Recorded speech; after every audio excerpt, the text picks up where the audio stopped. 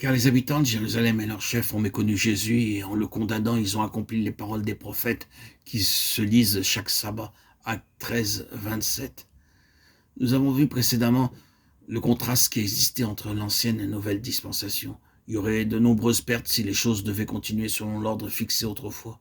Et à contrario, il y aurait beaucoup à gagner en suivant les principes du nouvel ordre établi par le Saint-Esprit. Sans vouloir redire une nouvelle fois ce qui a fait l'objet de nos précédentes méditations, de nos précédents audios, nous pouvons affirmer qu'il est parfaitement clair dans le Nouveau Testament, et cela à partir du livre des Actes, que les croyants dans la nouvelle dispensation, la dispensation du Saint-Esprit, devaient être libérés de toute position figée et établie une fois pour toutes, hormis les faits fondamentaux de la foi. Même en ce qui concernait leur mentalité traditionnaliste et religieuse, à cause de tout l'enseignement qu'ils avaient reçu depuis leur plus tendre enfance, ils devaient sans cesse être ouverts au Seigneur, même pour ce qui pouvait paraître révolutionnaire. Ils devaient se garder d'être prisonniers d'un système, afin que le Seigneur ait toujours la liberté d'accomplir en eux une œuvre révolutionnaire pour réformer tous leurs concepts. Il n'y avait rien de contradictoire en cela, car la pleine signification divine de tout ce qu'ils connaissaient de la parole de Dieu leur était donnée.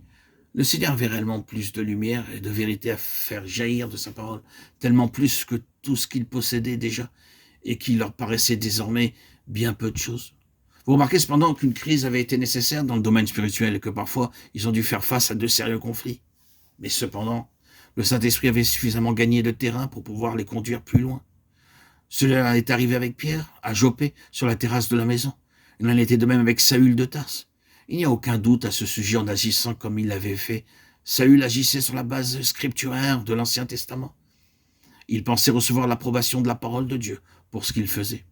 C'est alors qu'il eut ce face-à-face céleste avec Jésus de Nazareth, alors qu'il se dirigeait vers Damas. Malgré sa capitulation à cet instant bien précis, et la connaissance qu'il avait reçue désormais de la seigneurie de Jésus, son grand problème était le suivant. Comment vais-je pouvoir concilier l'Ancien Testament avec tout cela? Il a dû partir pour l'Arabie, et probablement pendant 2 années. Il a été confronté avec ce que disait l'Ancien Testament, et le fait irréfutable que Jésus avait été établi Christ et Seigneur. Cependant, il a bien traversé cette crise. Il est revenu de son désert et saisi par le courant irrésistible de l'esprit, il est devenu un puissant serviteur de Dieu.